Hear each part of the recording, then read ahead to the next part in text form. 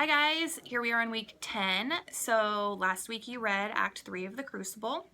In Act 3, more court scenes, and it's like more of a fiasco, right? So Mary Warren has admitted that they were all just making all this up, but Abigail is sticking to the story, and she even don't you just hate Abigail? She's like the worst character ever. She starts shivering, and then all the other girls start shivering, and then they're shouting out all this stuff. It's just like crazy. More hysteria, right? More like group of girls just going crazy and everybody believing them, even though there's no evidence. And then also another interesting scene. Remember last week we talked about irony a lot, and I didn't want to really go over the scene because you hadn't read the scene yet. But Proctor's Christianity and his Christian character, his reputation is in question. So finally he just admits it. He had an affair. But Elizabeth wasn't in the courtroom, right? And so then they bring her in, and she has to testify on why they let Abigail go. And she's trying to shield the truth because she doesn't want her husband to look bad. They care very much about appearance and looking Christian. So she tries to shield the truth and just say, oh yeah, I let her go because I thought she kind of liked him. And we know the truth. There's that irony there because we just want her to tell the truth so she doesn't look like a liar. So once again, his adultery gets in the way of what really should happen and the truth of the situation. So poor Elizabeth again, and poor everybody, right? Everybody's just like the victim in this because the whole town is just going crazy. There's no truth, there's no trust, there's no integrity in the courtroom. Nothing is going the way it should because of this hysteria and this focus on reputation and looking Christian enough, rather than focusing on the truth. So this scene again ends with everybody being yelling and screaming and being accused and all these, this making it look like witchcraft. All right. So that was Act 3 last week that you read. This week we're going to read Act 4. Before you do that, I guess you could read Act 4 right off the bat this week, but you're going to start with Activity 2.15. So pull up Springboard Activity 2.15. And you're also going to pull up, remember when you wrote the little play script for a propaganda with the geese and the chickens and all that? You're going to pull up that because we're going to write a monologue for it. So in Springboard Activity 2.15, you will pull up a propaganda script so you can copy and paste it in here, and you're going to add a monologue, all right? Because we might think that dialogue is the most important, but how those words are said are very important when you're doing a play, when you're doing a stage production. So when you write your monologue, that's just, you're going to pick one of the characters, the chicken or the duck or the goose, and they're going to have a monologue where they comment on, this is like their social commentary. This is where they comment themselves on whatever bigger social issue is at hand here. So they have an opportunity to kind of give us the lesson that should be learned in the play. All right, so make sure that whatever character you pick to give your monologue to, in their monologue, they address a bigger concern, a bigger lesson that can be learned based on those circumstances that are in the play. All right.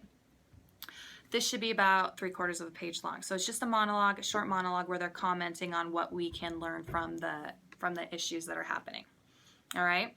So you can do that before or after you read Act 4, but then you should read Act 4. Okay.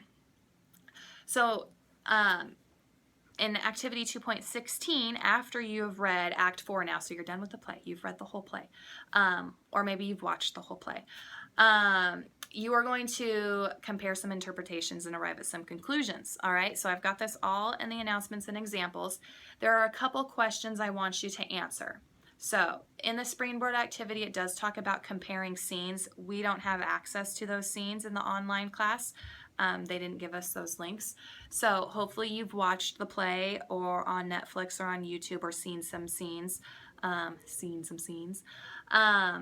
what I want you to do for Activity 2.16 first is to answer these two questions. Actually, there might be 3 questions, sorry. So first question, you're going to discuss the choices of John and Elizabeth, the choices they made in the final scene of the play, How do the individual actions of John and Elizabeth represent the conflict in the bigger community? So how is their conflict kind of just like a mirror of the bigger conflict in Salem? How does John Proctor's final decision condemn society while setting him free? So how does he condemn society? How does he kind of say, shame on you, you are guilty, yet let himself be free? Number 2, think about the title of the play, The Crucible. So a crucible is a pot that you can melt metal in. I put a picture on here for you. Or a crucible can also be defined as a challenge of one's faith. So challenging your faith. I want you to tell me how that definition relates to the events that have taken place in the story. So why did Arthur Miller call this play The Crucible? Both those definitions, the challenge of one's faith and the pot that you can melt metal in, both can be used to answer that question. Then, number 3, you're going to fill out this little graphic organizer. Okay, so I've got the graphic organizer there for you. Just fill it in. Visualize the final scene. All right, so think about the final scene in your head. Maybe you've even watched it. And you are going to fill in this graphic organizer telling me about the characters, what they would do, the costumes that you would have, the set. So like what props would you have on stage? If you're watching the movie, it's not set on stage. So this is a play, so it's meant to be on a stage. What props would you have on the stage? What would you have the actors do? So what would be the choices for like vocal delivery, their movements, their tone, that sort of thing. So fill in that graphic organizer thinking about the last scene, because you guys are going to have to do that when you write your embedded assessment. You're going to have to think about all those things and how you want your play to look when you write your script. All right? So do that. Then you're going to write me a little essay. I know this is going to take some time.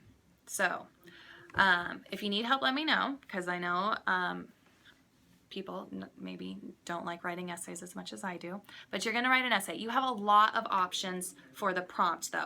There are 5 options here, so you're going to pick one of these options. The first one says, a crucible is a severe challenge or test of one's faith. Another definition is the container that you can melt metals in. In an essay, explain how Arthur Miller uses both those definitions to support major themes. So maybe pick 3 major themes. How does he use that definition to support the hysteria or the concern for reputation? And you're going to write an essay on that. There are other options too, since there are 5 of them. I'm not going to read every single one of them, but pick one, and you're going to write a 5-paragraph essay. So give me an intro where you kind of introduce your prompt and tell me how he uses the crucible, the definition of a crucible, to bring out the themes in his play.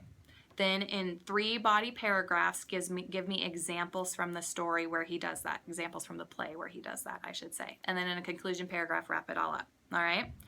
So I know it's an essay. I know it's a lot of work, but you can do it, okay? And I'm here to help if you need it. So reach out if you need to. 5 paragraphs long. Now, last thing. This is mainly where you're just going to start your embedded assessment. So the more you do on this last thing, the less you'll have to do next week, okay?